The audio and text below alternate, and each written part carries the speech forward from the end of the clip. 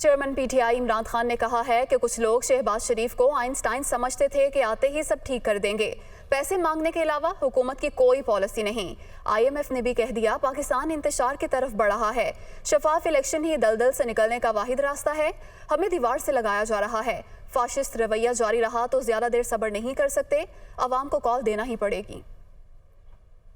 جو اس وقت حکومت بیٹھی ہوئی ہے اس کی کریڈیبلٹی نہ پاکستان کے اندر رہی ہے نہ باہر رہی ہے. بڑے بڑے مجرم اوپر بیٹھے ہوئے ہیں. 60% کیبنٹ ضمانت کے اوپر ہے. ان ساروں کو اب سمجھ آ گئی ہے کہ یہ جو تحریک انصاف کی مقبولیت ہے اب اس کو مقابلہ نہیں کر سکتے. کئی ایسے یہاں لوگ بیٹھے ہوئے تھے وہ سمجھتے تھے کہ آئنسٹائن کے بعد دوسرا آدمی شہباز شریف آئے گا ایک دم سارا ملک ٹھیک کر دے گا. سیلاب کے اوپر ان کے پاس تو کوئی پلان ہی نہیں ہے ابھی تک. صرف ایک ہی روڈ میپ نظر آ رہا ہے کہ پیسے مانگ رہے ہیں دنیا سے کہ جی ہمیں کسی طرح پیسے دے دو.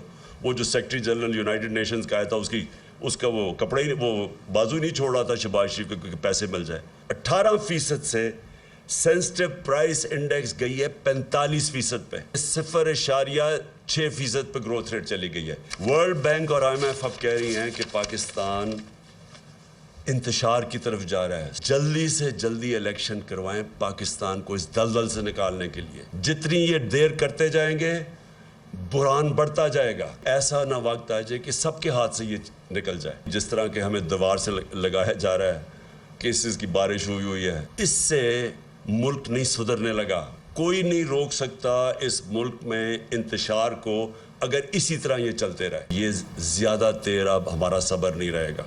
اگر یہ اسی طرح چلتے رہے اور ملک کو اسی طرح نیچے لے جاتے رہے تو ہمیں پھر ایک کال دینی پڑے گی اپنی عوام کو.